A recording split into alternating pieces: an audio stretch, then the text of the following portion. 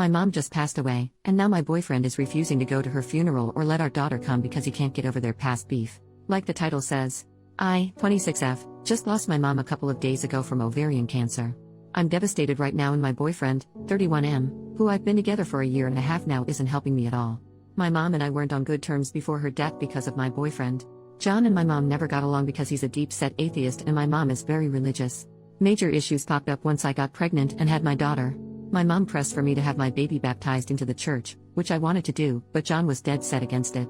He convinced me that baptizing her and indoctrinating her was a bad choice and that we should leave it to her to choose when she was old enough. I agreed. My mom didn't take this well at all, and after many angry and hurt arguments, she cut off contact with me. Not having my mom with me during my pregnancy or my baby's birth took a big emotional toll on me, but John insisted it was for the best and he didn't want my mom near my daughter at all and that my mom was evil for hurting me. At the time I was angry, so I agreed. I found out my mom was sick with ovarian cancer a month ago when she called me and wanted to talk. I was horrified and all the bull crap kind of just fell away.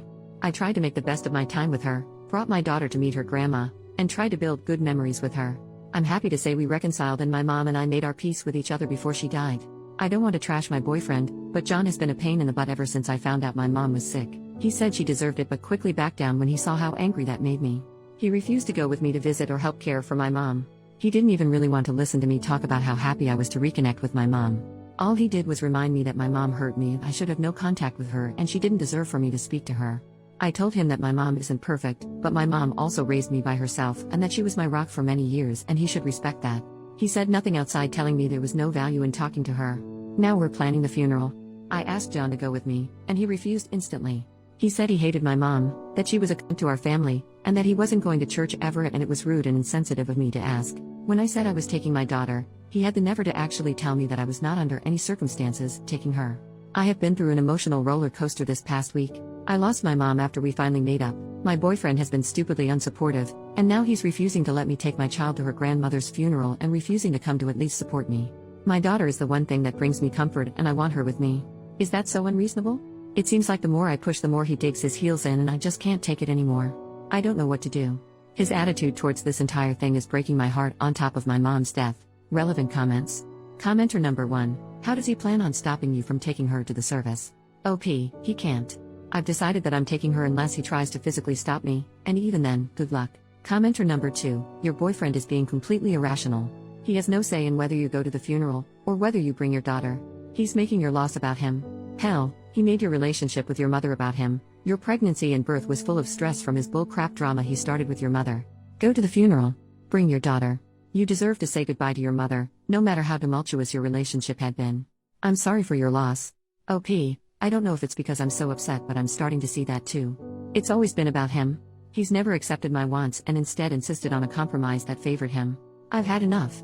OP on her mom. My mom actually cut me off when I said that we decided not to baptize my daughter. I tried for weeks and months to reach out to her and even texted and called when the baby arrived and got no response. I really wish I had tried harder, like gone to the house and knocked or even just tried to run into her and talk to her. I was really hurt by what my mom did and I let John talk me into thinking that my mom really was this mean, vindictive person for cutting me out of her life. Trust me when I say I regret it with all my heart now. Update, 5 days later. Thanks everyone that sent me condolences about my mom. It's been really hard these past several days, but I've been hanging in there okay. I tried being reasonable to John about he wanted to handle things.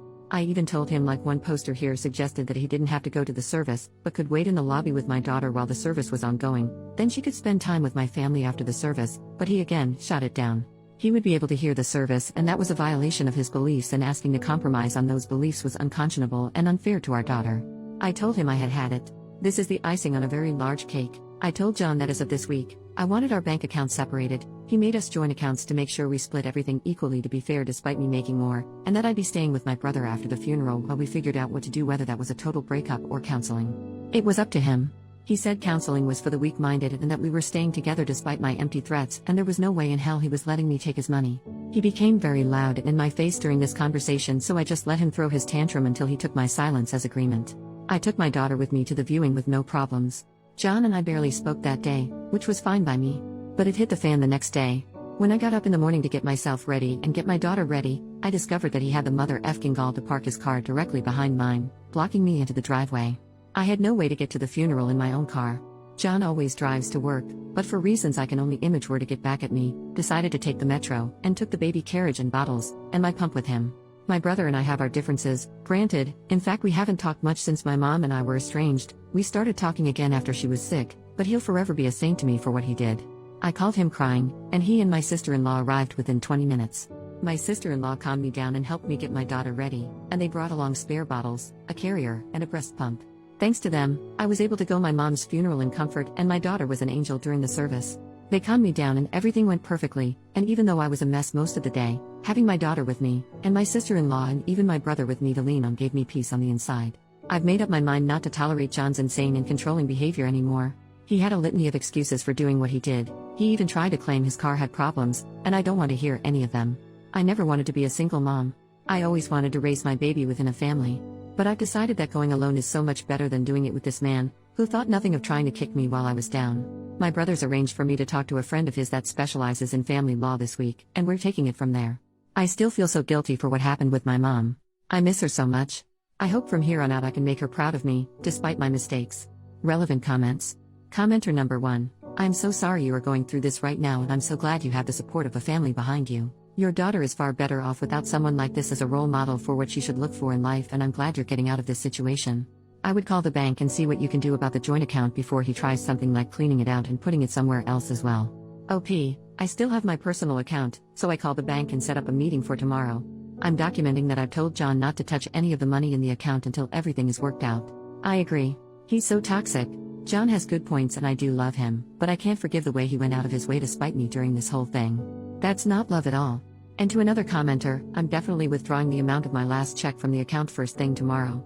Commenter number 2, I just read your first post in this post. First off, I'm sorry for the loss of your mother. Secondly, I'm glad you are rid of that man. He's as toxic as they come. And thirdly, I'm glad you have a supporting family who came through for you. Anyways, your ex sounds downright horrible. In your first post you said he called your mother a cunt and said she deserved it. I would have left him then and there. No one talks like that about family, not even if you have differences with said family, especially if they have passed away. Any amazing qualities he had were all a charade and he showed you his true self. I'm proud of the fact that you realize that even though your daughter may not know her father, she is going to be better off. Take care of yourself and your daughter, OP. OP, I was so shocked when he said it I didn't know how to react. It literally didn't hit me until about the time I'd made up my mind to post here. He liked to act like my mom was abusive to him because of her religion, but his main grief with her was that she asked him to leave Grace once, and he reacted badly. Commenter number 3, had he ever had any violent action, punching a wall, etc.? I think everyone here is underestimating the risk that this man can have violent reactions in the future. OP, not wall punching, but he'd slam things like the cabinets or the dishwasher or doors, or he'd rattle a chair or something. Nothing crazy violent, just weird.